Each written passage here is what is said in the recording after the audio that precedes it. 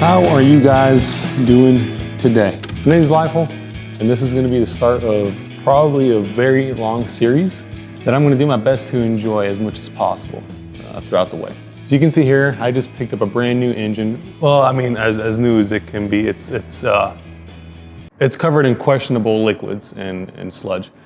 This is a 6.0 LQ9 engine that I had bought here locally. Been on the lookout for a 653/60 recently, and I didn't really want to test my luck at a junkyard. We all know how that could go. It's literally a 50-50, and a lot of the times these junkyards don't like to give you your money back if they don't come out well, because it's true. You buy what you get, right? And so this guy actually sold me this, and I know him very well. I've known him from around town. I've spoken to him through some car meets and things of that sort. So he was a trustworthy guy, and regardless, I did my own research. I came there, pulled out spark plugs, put an inspection camera inside of the cylinder wall. Cylinder walls are great. Typical wear and tear on a higher mileage car. Nothing alarming. I spun it over with a ratchet, a small ratchet at that, and it spun over just fine. That being said, I'm still gonna probably look into re-ringing the engine, just doing a full once over, doing main bearings, doing piston rings, head gasket, any seal really that you can think about that would go on an engine, I'm probably gonna replace. Because my plan with this is putting this in my 1996 Chevy Corvette. And no, this engine isn't blown up, and it runs very healthy, extremely healthy actually, but it is getting higher in mileage. It's at about 120,000 miles right now, and so sooner or later, it probably won't be as strong as it used to be. Future plan is to LS swap my 96 Chevy Corvette, and you guys are gonna come along for the ride. I realize this content is a little mellow. It's not super exciting, not super in your face, not 1,000 horsepower, but it's very much relatable. I feel like anyone can relate to this, right? I bought this engine for $1,000 easily, was able to save up for that. I'm in my garage here. It's not even a garage, it's a storage unit. A fairly cheap one at that. Car that I've had for years now, right? This is very, very attainable, very relatable. And I don't know about you guys, but I used to watch a lot of YouTubers, and a lot of them have stayed true to their roots, but also a lot of them have moved away from where they have initially started, which I guess makes sense. When the money starts coming in, obviously more revenue, more opportunities, bigger things, bigger and better things. Totally cool, understandable, just can't relate to this stuff. And I want to personally consume things that are relatable to me. Just the way I've always been. And that's the kind of content I want to try to make too. Without further ado, let's start cracking into this engine. Now, on top of the fact that I want to make very realistic builds, this fucking socket was not it. I also want to talk about topics that are also very realistic, very heart-to-heart topics, things that we can all more or less relate to. Because if I'm being, that didn't fit either. Okay, it's probably standard. If I'm being real with you guys, I'm pretty old, all right? I mean, I've seen a thing or two. I'm on my third wife, and I got 17 kids, all right? I don't know what even the second one is. On a real note, though, I am older, seen a thing, done a thing, messed a thing or two up, all right? And so I feel like I'm not gonna round these bolts. I'm definitely not gonna round these bolts. So I'm gonna get the correct size first. I'll be right back. All right, back to the topic at hand. The topic I want to talk about today is the fact that while I do love working on cars and vehicles, it's so incredibly hard to make friends nowadays. And which, you hear from everyone, right? The older you get, the less friends you have, the smaller circle you have, and that is also just as loose. The hell's going on, brother? I might have to kill myself, I'll be honest. But the harder it is to make friends, the older you get. It's very difficult to find people in this community who enjoy the same things that I like. And when I say that, I don't just mean, oh shit. What size are you? Am I fucking tweaking? What the hell's going on? What size are these bolts, bro?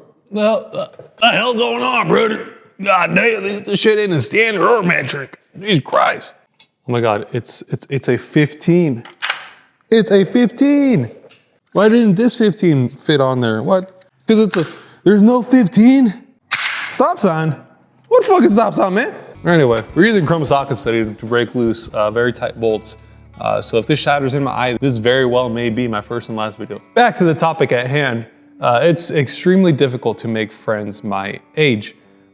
Reason being isn't because it's not hard to find a car guy friend. It isn't.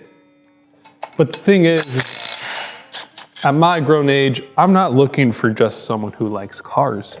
I'm not just looking for someone who enjoys engines. I'm not even looking for someone who just enjoys cruising. Or all three. I'm at an age where I need to think about who I'm surrounding myself with.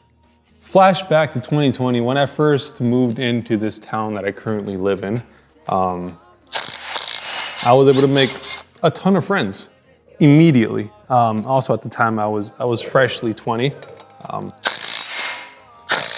And so pretty easy to make friends as a 20-year-old. You know, you all got one purpose, you live in the moment. You go to work, you spend all your money on your hobbies, and that's it. Not anymore, right? Like I mentioned, I'm not just looking for friends in the moment anymore. I have to make sure they're the right fit in my life. Do I want them around my family? Do I want them around my friends who are already a good fit for me, right? Do they have the same morals as I do? Could they potentially be dangerous around a family in the future if I want a family in the future? It's a whole lot to consider now. Whereas before, it was very much just, shit, I didn't hang out with this guy next week. Fucking shoot the shit, drink a couple beers.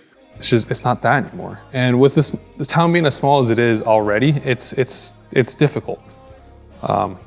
Especially with the fact that I like a lot of weird things. I have weird music taste. I don't really listen to anything mainstream. And that's not me being like a fucking hippie by any means. And it's not that I don't like mainstream music. I like more of the music that I listen to. And I think that could actually be stitched back to what I said earlier in the video, where I really enjoy things that feel relatable, that I can feel close to. For some reason, I can't feel close to someone who I know is so far from my reality, right? I like music from people who I know who are within the same living situation as I am, or not far from it. It's a weird connection that I get, and it's not parasocial by any means, because I don't follow every aspect of their life at all. In fact, I don't really care. But it's just this certain connection that I feel. And this flywheel is being a cunt. And me need to grab a pry bar.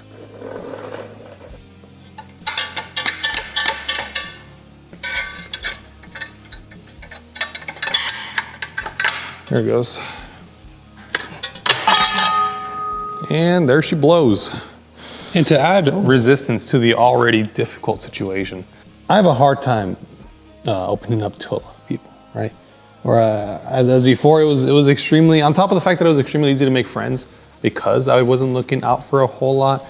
For that reason, I didn't have to open up a whole lot to that person, right? So it was extremely easy, and it wasn't until I got older and I realized I had to look out for a lot more things. What came with that was I had to open up a lot more by myself. It was something I never had considered up to that point in my life. And I found out pretty quickly how hard that was for me. And it didn't take long to figure out why that reason was. I found out and discovered pretty quickly about myself that I don't like myself all that much.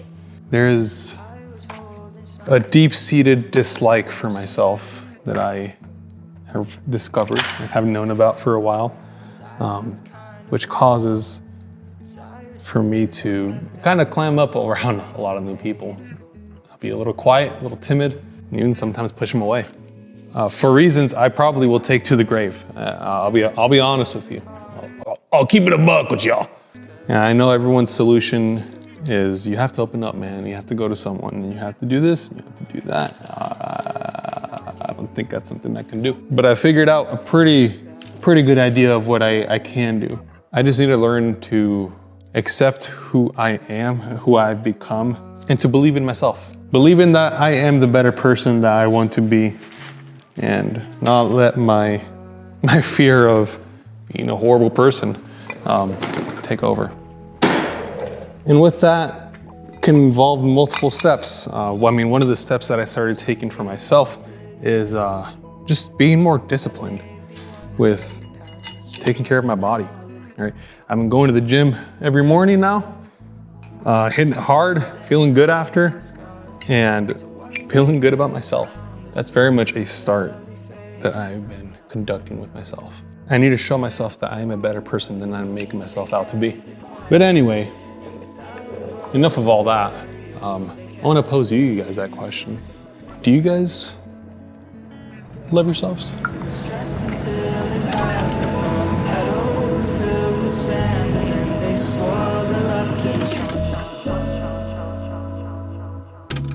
All right, we're gonna go ahead and attempt to spin this engine over now that we have it fully secured.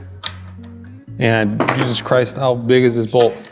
Okay, fully secured, and all spark plugs are out, and we have a larger ratchet. We're gonna hope for the best here. Oh. Okay. Okay. A little bit of water coming out, but for the most part, this thing spins pretty good. You can tell it has good compression. There's no rough spots anywhere. It's pretty even all the way around. And like I mentioned before, I did look at the inner cylinder walls. They look great. So not at all worried about that there.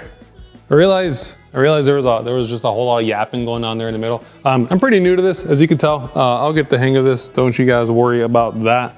If you guys want to see any different content, any different things, something specific you want to see better camera work about the inside of the engine, whatever it may be, you guys let me know. I'll make adjustments, and I'll try to be the best content creator that I can be. In the next video, I will be fully disassembling the 6.0 LQ9 to see what the insides look like. And also picking up our nitrous. We're refilling it for the summer, and I'll also be recording taking my Corvette to the drag strip. I've never taken it down to the drag strip to see what it does on nitrous. So stay tuned for that.